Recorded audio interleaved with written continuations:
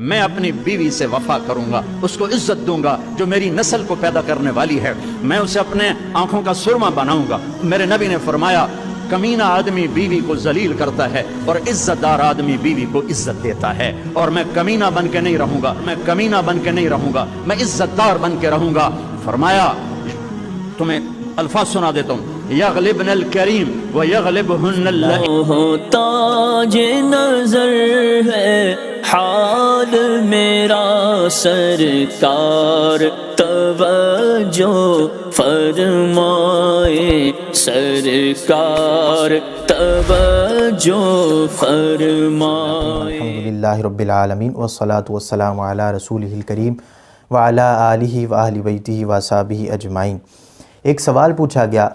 کہ طارق جمیل نے ایک حدیث بیان کرتے ہوئے جس میں عورتوں کے فضائل بیان کرتے ہوئے اس نے رسول اللہ صلی اللہ علیہ وآلہ وسلم کی طرف ایک لفظ کی نسبت کی۔ عربی کے اندر لفظ لئیم اور اردو کے اندر بظاہر اس کا معنی کمینہ بنتا ہے، تو معاذ اللہ نقل کفر نباشت اس نے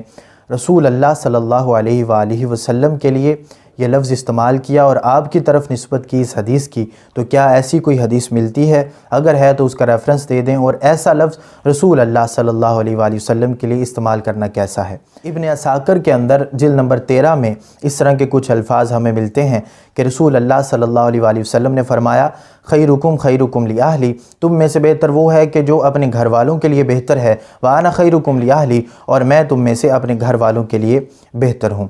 تو رسول اللہ صلی اللہ علیہ وسلم کے لیے آگے جو لفظ استعمال کیے گئے اور آپ کی طرف منسوب کیے گئے، یہ جو لفظ ہیں یہ تو جامع ترمذی کے اندر، مسند احمد کے اندر اور حدیث کی دوسری کتابوں کے اندر ہمیں ملتے ہیں، لیکن جو آگے لفظ استعمال کیے گئے وہ بالکل جعلی ہیں، اور یہ روایت بالکل موضوع ہے، من گھڑت ہے، جو کہ ابن عساکر نے تاریخ دمشق جلد نمبر 13 کے اندر اس کو روایت کیا ہے۔ اس کے اندر 3 راوی ہیں جن پر محدثین کی بہت سخت جرح ہے۔ ایک راوی تو ابراہیم الاسلمی ہے کہ جس کے لحاظ سے محدثین نے لکھا، یحییٰ بن سعید القطان نے اس کو کذاب لکھا، ابن معین نے بھی اس کو کذاب لکھا کہ بالکل جھوٹا راوی، اور باقی جو 2 بنیادی راوی اور ہیں ان پر بھی محدثین کی جرح ہے کہ ایک امام مالک سے اور ایک حضرت اکرمہ سے جب روایت بیان کرتا ہے تو جھوٹ بولتا ہے، لہٰذا یہ روایت بالکل جعلی ہے، بالکل من گھڑت ہے، اور پہلے بھی یہ ممبر پر بیٹھ کر اس طرح کی کہانیاں سناتا رہا ہے، اور اسی طرح کی روایتیں بیان کرنے کی وجہ سے اور اس طرح کی گفتگو کرنے کی وجہ سے کئی گھر اجڑ گئے ہیں۔ اس نے عورتوں کو خاوندوں کے سامنے لا کے کھڑا کر دیا ہے۔ اب اس کے حوالے اگر کچھ آ جائیں اور اس کی محبت میں اس کو ڈیفینڈ کرنے کی کوشش کریں تو یہ یاد رکھیں کہ یہاں پر ادب رسالت کی بات ہے۔ رسول اللہ صلی اللہ علیہ وسلم کے لیے معاذ اللہ اس طرح کا لفظ استعمال کرنا، کسی مسلمان کے اندر تھوڑی سی بھی غیرت ایمانی ہو تو سرکار کے لیے لفظ استعمال کرنا تو دور کی بات ہے، وہ یہ لفظ سوچتے ہوئے بھی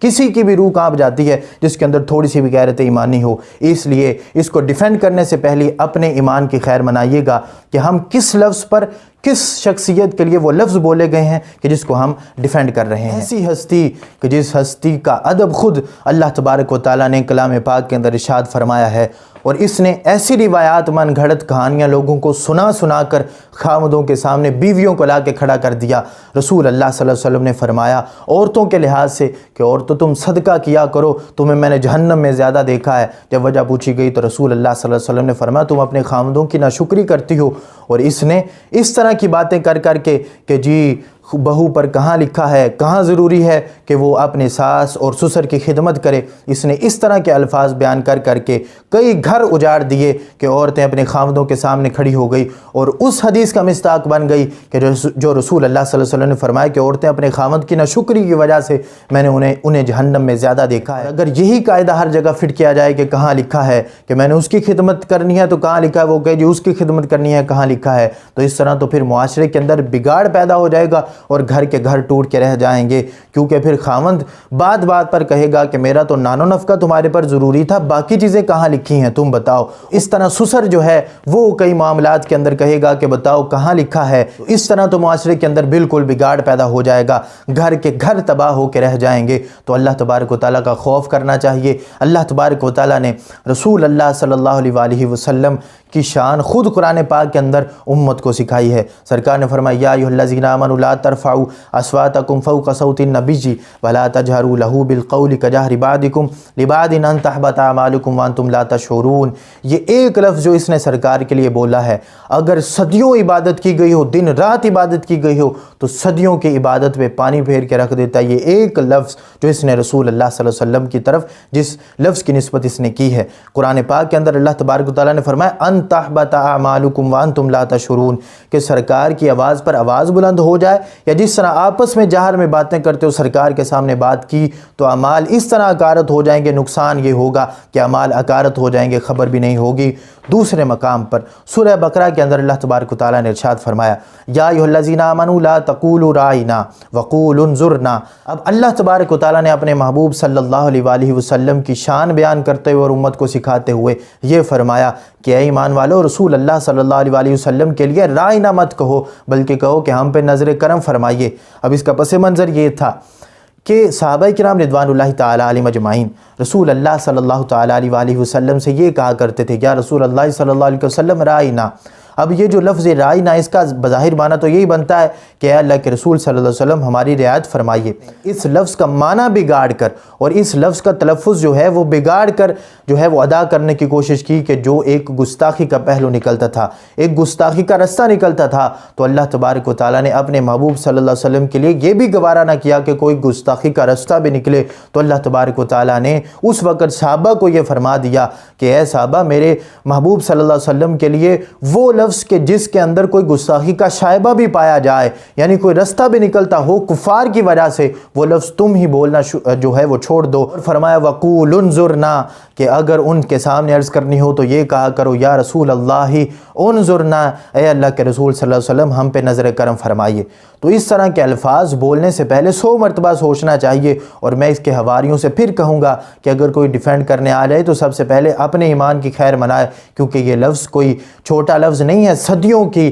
عبادتیں برباد کرنے والا یہ لفظ ہے۔ جب تک اس کے اوپر اعلانیہ رجوع نہیں ہو جاتا اس کی پکڑ رہے گی، اور یہ جو وحدت امت کے درس ہیں، اخلاقیات کے درس ہیں، اور پہلے بھی کئی کہانیاں حضرت یوسف علیہ نبینا علیہ الصلوۃ والسلام کے لحاظ سے اس نے کہانی بنا کے امت کو سنائی کہ حضرت یوسف علیہ نبینا علیہ الصلوۃ والسلام کو معاذ اللہ گدھے پر بٹھا کر مصر کے چکر لگوائے گئے، منہ کالا کر کے معاذ اللہ استغفر اللہ۔ تو اس طرح کی کہانیاں سنانا اس کا معمول ہے، لہٰذا اس پر عمل کرنا، اس کو آگے پہنچانا بالکل موضوع من گھڑت روایت ہے، اس کو پہنچانا، اس کو سنانا، اس پر عمل کرنا، یہ سارا ہی جو ہے وہ بالکل گناہ ہے، کیونکہ یہ بالکل ایک جعلی روایت ہے۔ رسول اللہ صلی اللہ علیہ وسلم کے لیے ایسا لفظ بولنے سے پہلے پتہ نہیں یہ لوگ سوچتے کیوں نہیں، ایک وہ جہل میں بیٹھا ہوا اس کا ایک دوست ہے کہ یہ بھی ان کے پاس جاتا ہے، طارق جمیل کے پاس جا کے ہاتھ چومتا ہے، پتہ نہیں کوئی اس کو مرشد بنایا ہوا ہے، تو وہ بھی جہلم میں بیٹھ کر 10 فٹ کے کمرے کے اندر وہ بھی اس نے زمین آسمان ایک کیا ہوتا ہے کہ جی بزرگان دین نے یہ لکھ دیا، تمہارے پیر تو یہ کرتے رہے ہیں، تمہارے بزرگ تو یہ لکھتے رہے ہیں، یعنی اولیاء اللہ کا بڑے دشمنوں میں سے بڑا دشمن وہ مرزا انجینئر، جب اس نے رسول اللہ صلی اللہ علیہ وسلم کے لیے معاذ اللہ لفظ چھوکرا استعمال کیا تو اس کے مقتدی، اس کے مقلدین میدان میں آ گئے، خود بھی آ گیا اس کو ڈیفینڈ کرنے کے لیے کہ سب کانٹیننٹ کے اندر ایسا لفظ استعمال کرنا کوئی بھی جو ہے معاذ اللہ کوئی گستاخی نہیں سمجھی جاتی۔ تو دیکھو تو صحیح کہ تم لفظ کس کے لیے استعمال کر رہے ہو، کیا تم اپنے باپ کے لیے یہ لفظ استعمال کر سکتے ہو؟ اور پھر جب خود اس کے لیے وہی لفظ استعمال کیا گیا تو پھر اس نے اسی بندے کو کہا جس بندے نے استعمال کیا، عمر صدیق نے اس کے لیے لفظ استعمال کیا تھا کہ وہ جیل میں بیٹھا ہوا جاہل چھوکرا، جو کہ صحیح کہا تھا اس کو، تو اس نے اس پر کامنٹس کرتے ہوئے کہا کہ جی دیکھیں ان کے علماء کی بازاری لینگویج چیک کریں، اور وہی لفظ جب اس نے رسول پاک صلی اللہ علیہ وسلم کے لیے استعمال کیا تو وہ لفظ ٹھیک ہو گیا۔ تو اس وجہ سے ان جیسے بہروپیوں کو پہچانے، اللہ تبارک و تعالی ہمیں ان جیسے بہروپیوں کو پہچان کر اپنے ایمان کی حفاظت کرنے کی توفیق عطا فرمائے۔ اللہ تبارک و تعالی ہم سب کا حامی و ناصر ہو۔ وآخر دعوانا ان الحمد للہ رب العالمین۔